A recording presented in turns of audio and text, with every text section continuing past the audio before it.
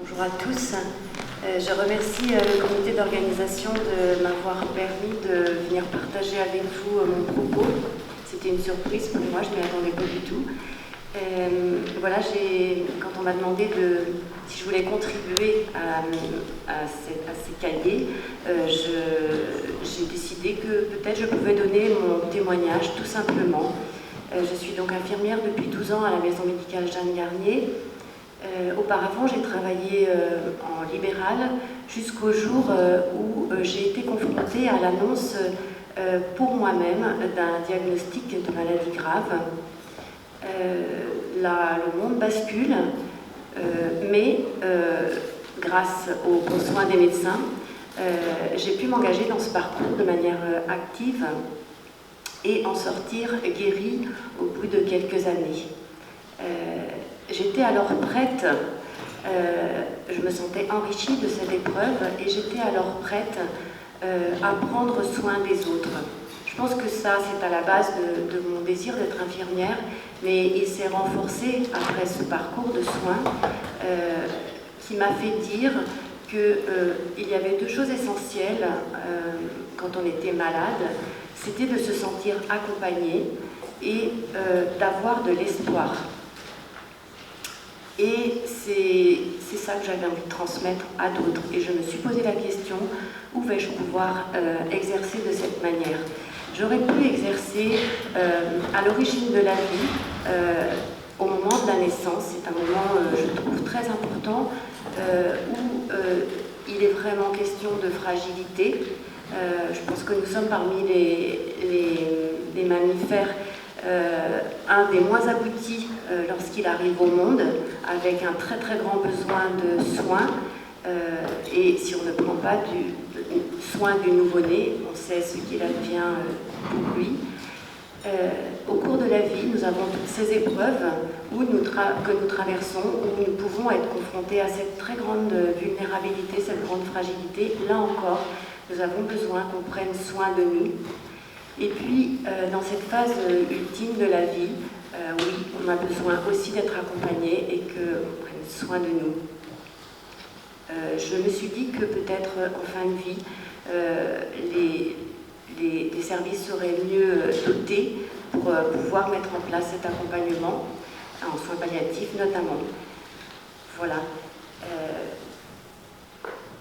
Ce qui m'intéresse dans ce travail aujourd'hui, c'est vraiment la notion de prendre soin de l'autre dans sa globalité, évidemment. Mais cela nécessite, je crois, de se confronter à notre finitude. Et c'est peut-être quelque chose qu'on pourrait faire aussi beaucoup plus en amont. Il me semble que la fin de vie c'est pour ça que j'ai intitulé mon texte « La fin de vie n'est pas un chapitre à part ». Je pense que si on agit bien en amont, et je dirais même à partir de la naissance, le prendre soin de la fin de vie n'est pas déconnecté du prendre soin de toute la vie. Et je pense qu'il est intéressant aussi de pouvoir décloisonner cette phase curative de cette phase palliative. Voilà. Cela nécessite, je pense, de travailler nos compétences de soignants, d'affiner nos habiletés techniques. Oui, parce que si on ne sait pas soulager la douleur, on ne peut pas aller plus loin. Ça veut dire maîtriser les morphiniques, maîtriser les sédatifs, pour pouvoir mettre en place les choses qui nous sont données dans la loi actuelle. Et ce n'est pas rien. Et je vois à quel point on doit observer, on doit chercher, on doit se réajuster pour trouver le bon dosage, pour trouver la bonne position, etc. Et puis, je pense que nous devons travailler aussi nos habiletés relationnelles, celle de pouvoir recevoir l'émotion de celui qui vient d'apprendre le diagnostic, celui à qui on fait un avis d'aggravation, et pouvoir ainsi accompagner les personnes concernées par la maladie et l'entourage, bien sûr, les accompagner avec, je crois, beaucoup de savoir-faire. Cela fait appel à nos ressources en humanité. Je pense que les soignants aujourd'hui ne sont pas soignants par hasard et qu'ils ont, ils sont très très riches en fait de qualité de cette nature et qu'il nous appartient d'aller les solliciter à travers la formation. Je pense qu'il faut aussi leur donner envie de développer toutes ces aptitudes, à prendre soin. Ce n'est pas quelque chose qui s'invente, ce ne sont pas des bons sentiments que l'on développe, non, c'est vraiment quelque chose qui s'apprend, qui se travaille, qui se mûrit, qui s'intègre. Voilà, je pense qu'on peut vraiment développer ces capacités de présence, ces capacités d'invitation de l'autre à entrer dans la danse.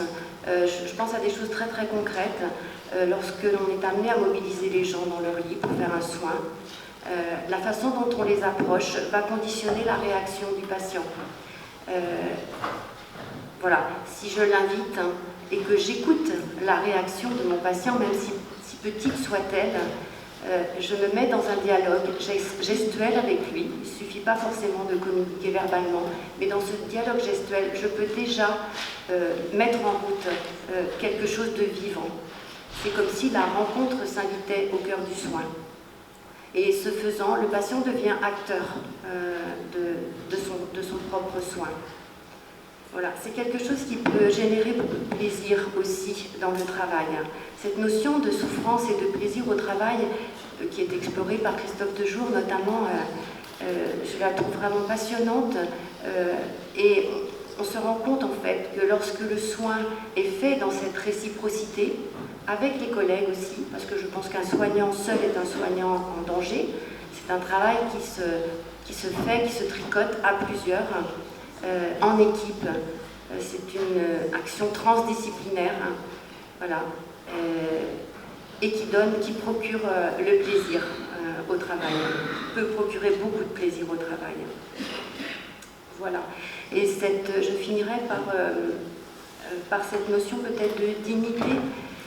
Et je me demande toujours si cette notion de dignité n'a pas à voir avec le regard que l'on est amené à poser sur nos patients.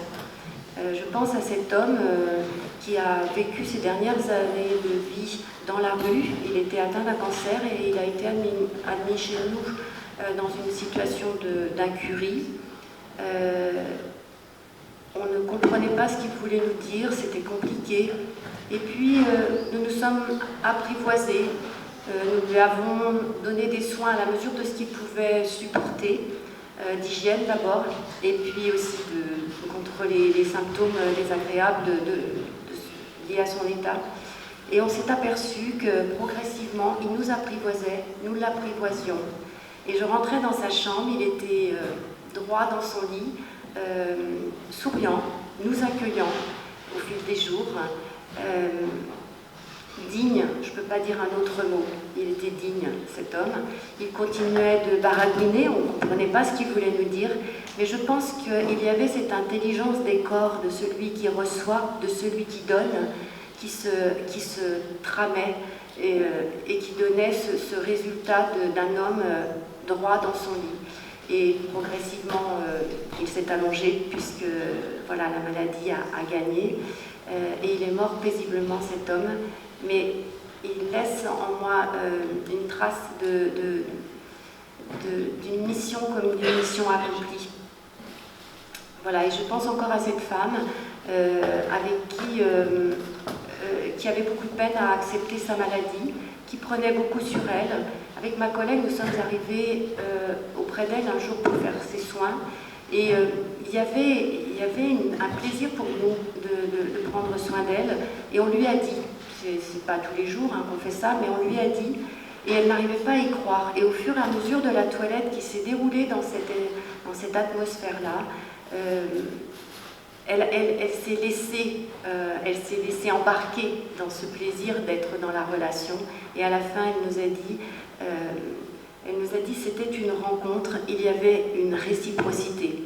Et voilà, elle a souri et nous l'avons quittée dans quelque chose de très serein, de très posé. Je crois qu'il a donné aussi le ton pour la suite jusqu'à sa mort. Voilà, je vous remercie.